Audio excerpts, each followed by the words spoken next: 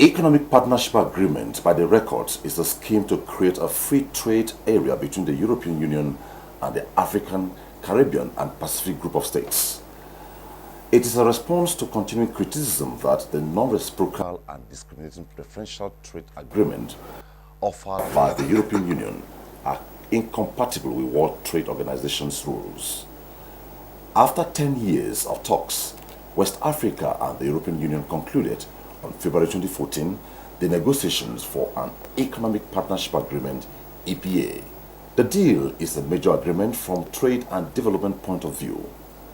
By the records, it confirms the privileged partnership between the two regions.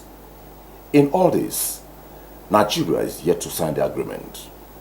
Nigeria says it is considering the mismatch of the two regions, that is, Europe and Ecowas, in terms of technology and manufacturing experience. The Manufacturers Association of Nigeria and associated trade unions concerns over the negative impact of the agreements on Nigeria's industrialization program. Despite this, Nigeria says it is working towards addressing our own side of the issues, and in this direction, she is impressing on the EU partners to address Nigeria's concerns to allow agreements that is mutually beneficial and can contribute to the prosperity of her citizens in the context of shared values and interest at promoting cordial bilateral trade relations. In view of the current economic challenges plaguing the Nigerian economy, the federal government, through the Minister of State, Federal Ministry of Industry, Trade and Investment, says strategic steps are being taken by the federal government to initiate new economic policies that will revamp the economy. The government is also reviewing previous trade agreements and proposals of the past administration to forestall future reoccurrence of the current economic downturn. This economic policy direction of the government has necessitated the review of the Economic Partnership Agreement, EPA, between the European Union and the Ecowas community, which Nigeria is a major stakeholder.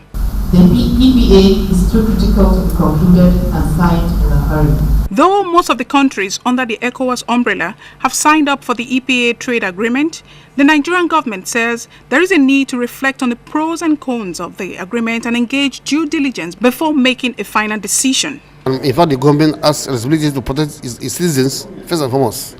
There has to be Nigeria before there's ECOWAS. We believe that this would affect our industrialization. Most of the other ECOWAS countries do not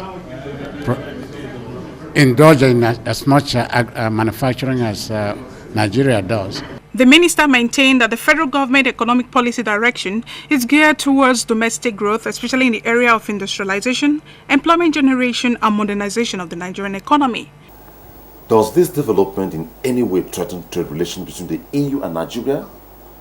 What is the way forward? That is a concern on diplomatic ties today. Ken Okoa is my guest. Ken Okoa is a lawyer, not just a lawyer, but a trade lawyer, and Nigeria's president for the National Association of Nigerian Traders. Mr. Ken Okoa, thanks for joining me on Diplomatic Thank you very much. Thank you very much, Adele. My name is Omini Odon. We'll be right back after this time out.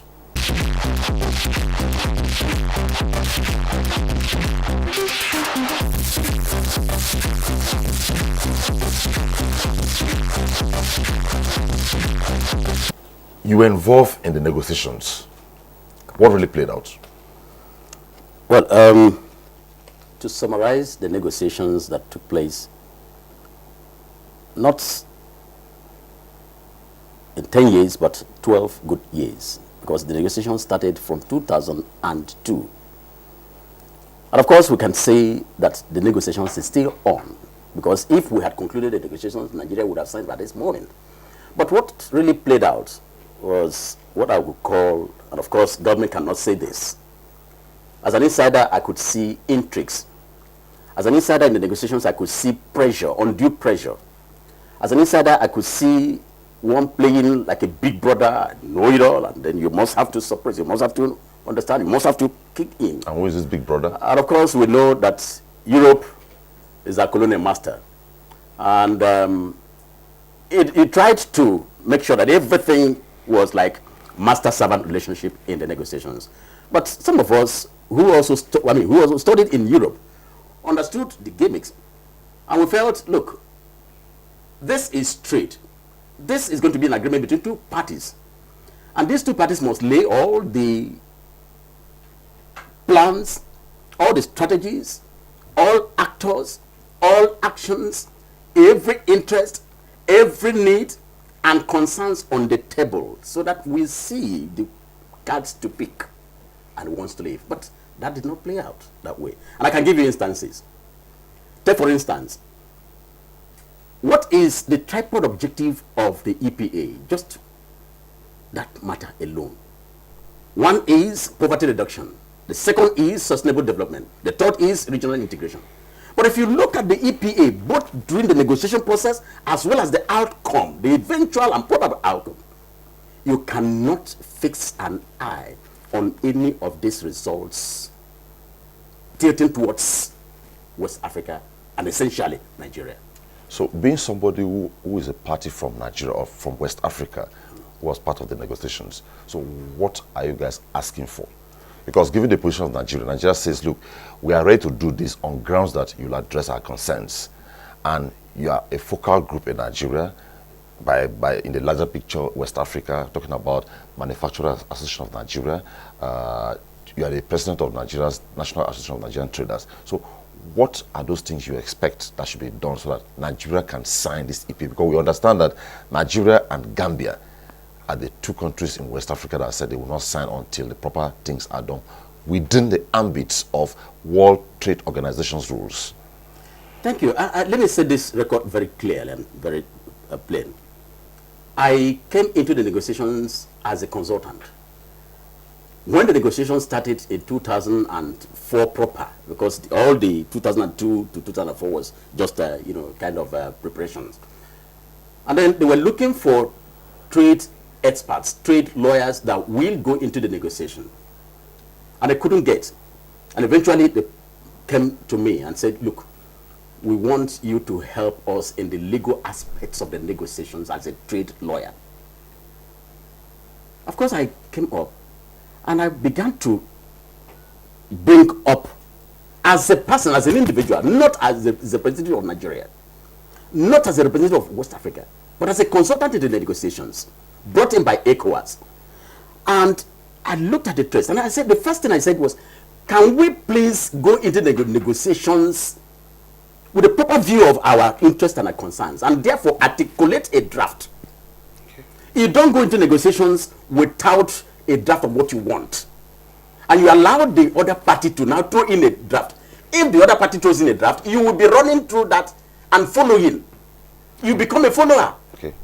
And therefore, our interests were not covered. Number two is that you don't go into negotiations without a trade policy. West Africa until today does not have a trade policy. So how do we address that? How do we address that? We address that by, first of all, getting a trade policy of ours, a harmonized trade policy that takes into cognizance the various components and the various countries in West Africa, and that was not done. Number two is that you look at the WTO rules. What do they specify?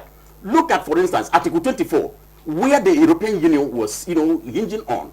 Article 24 talks about, liberalization of trade. And it says it's substantially all trade. I'm not going into the technical details. Substantially all trade will be liberalized. And the EU hooked on that and said, look, you must liberalize all your trade, substantially all, up to about 90%.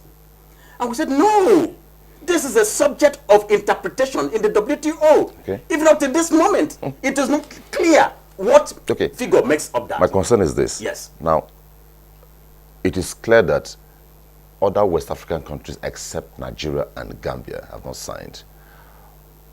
Any prospects? Yeah, but let's look at it from this angle. Look at those that have signed. Ghana signed and said, look, we are signing because of our national interest, not because of our regional interest. If you now juxtapose that, judge that with the objective of the EPA, which I told you before, regional integration, what does it tell you? Cote d'Ivoire signed and said because of our national interest. And then they have also moved along to ratify that at their parliament. That means they are all looking at their own national interest. why would Nigeria not look at our national interest? That's where we are at this point. Nigeria has looked at the agreement. All the studies that were conducted for these 10 years have spelled out that Nigeria's economy will be at risk. So why is it that Gambia is tying with Nigeria? And Gambia said, look, with what we have seen, we have conducted our own study. As small as we are, in terms of population, in terms of market share, we would be hot. However, if this big man over there, who is Nigeria, the highest population, the largest in terms of market share in West Africa, has, if it signs, we then would say, let's go. Because Nigeria is about almost 2/3 of the whole of West Africa. 350 million people, and you have almost 180 million domiciled here. And of course, you want to know that the EU wants Nigeria, not just all of the countries. In any case, all the other countries, 13 countries out of these 16, have what we call everything but arms, EBA. So, if they have EBA, which is a preference for them, it's as good as anything. But for us as a country, as a non-LDC in West Africa, we need to protect our economy. And that's exactly what we're saying there. The kind of market access that was negotiated by Ecowas, without taking into cognizance Nigeria's potentials, without taking into cognizance Nigeria's industrialization strategy and all of that, is killing. You can't say liberalize, open up your borders, liberalize the economy up to 75%, and you hold only 25%. So let's come back home to Nigeria. Now, Nigeria, through Mr. President, addressed the EU and gave them a condition and said, we are ready to flow with whatever you are agreeing, but provided you address our concerns. Now, you are a core person. You said you are not just there because you're from Nigeria, you're there as a consultant from Ecowas. So what leg of negotiations are we looking at now? Now, you see, there's a quagmire somewhere.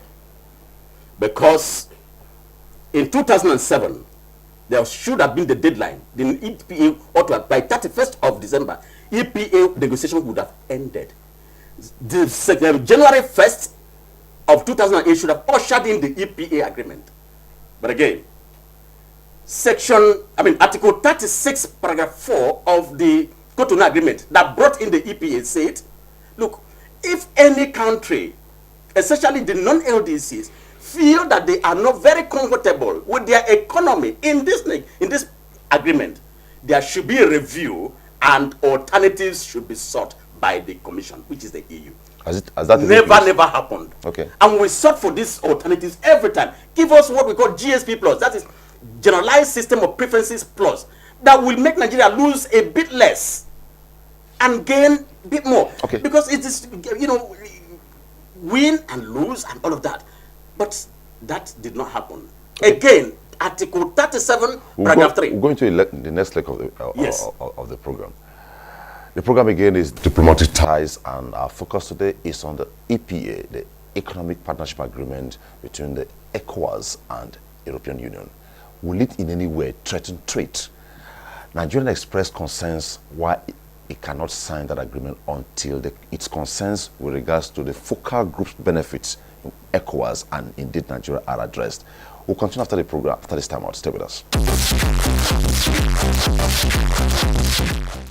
All right, before we went on break, we're on the leg of, you have explained why it has to be where it is. Now, who were actually the focal person who should benefit this? Let us say Nigeria first, before the larger picture ECOWAS.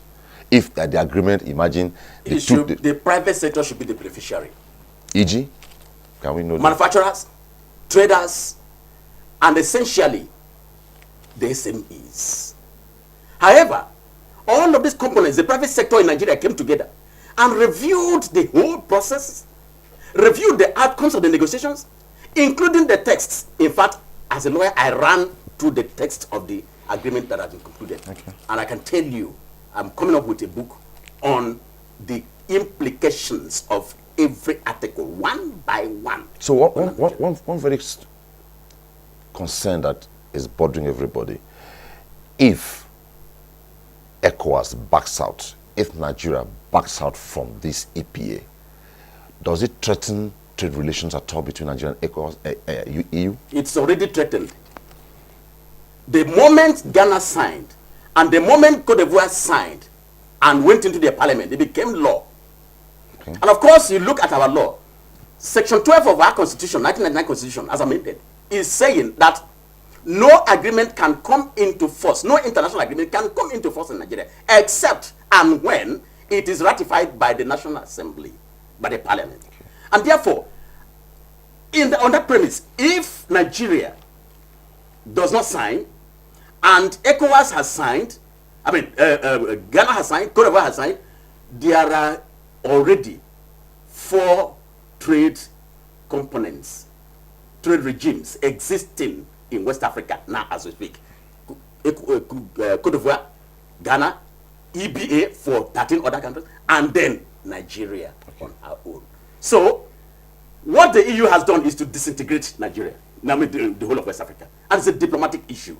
And I'm happy that you are looking at it from a diplomatic subject matter. So, as a trade specialist now, yes, what should be the solution? The solution, and I have said this to the European Union, eat the humble pie and let's get back to the table and renegotiate. Number 2, ask Nigeria what she wants. And we have told you already, put it on the table. Nigeria does not want an agreement that will be harmful to our industrial strategy. If you look at the whole of West Africa, it is only Nigeria that is, gearing up to have an industrial base. And that's why we are all having a campaign today on made in Nigeria goods. We cannot be a consuming nation forever. We also want to export.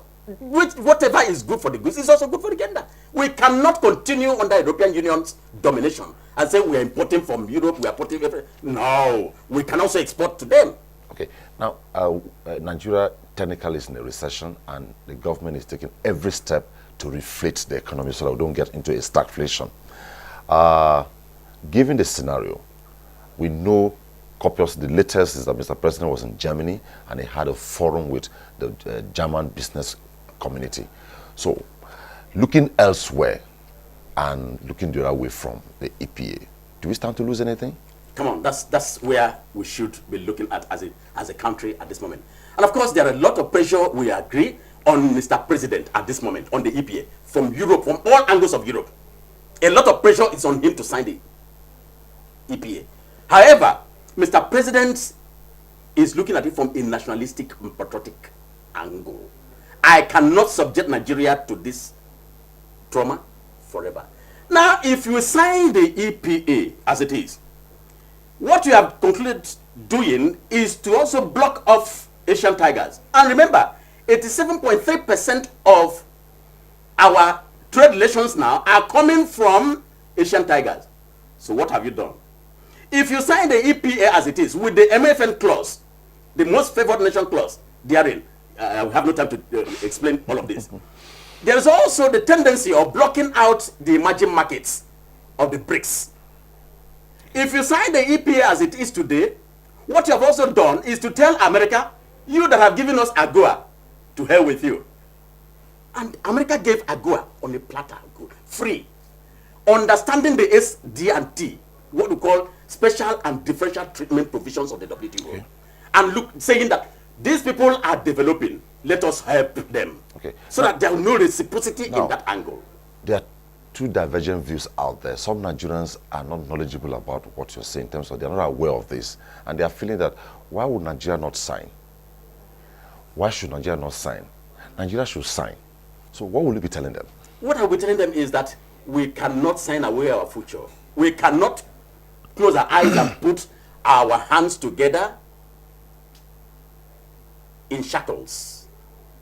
What the EPA as it is today is portending, and quote me, is going into shackles, new liberalization, going into a second colonization. Beautiful. As the president of Nigeria's National Traders Association, what hope for the future, given what Nigeria is doing? Nigeria is preaching diversification, and the position of Nigeria through Mr. President is that, look, we will do this, but soften A, B, C, D, E, and let it align with WTO WTO's agreement.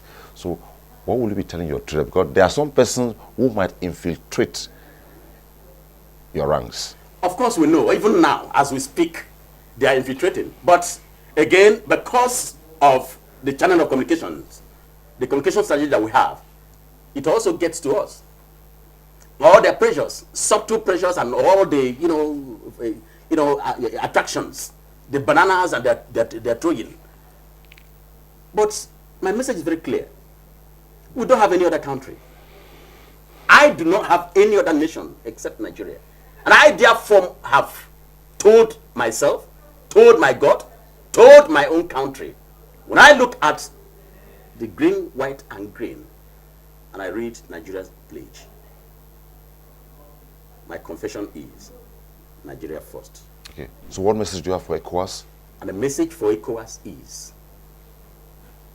if you want to remain your name as it was founded in 1975, May 28, what you must do, answer that name, Economic Community of West African States. Therefore, keep your economy intact.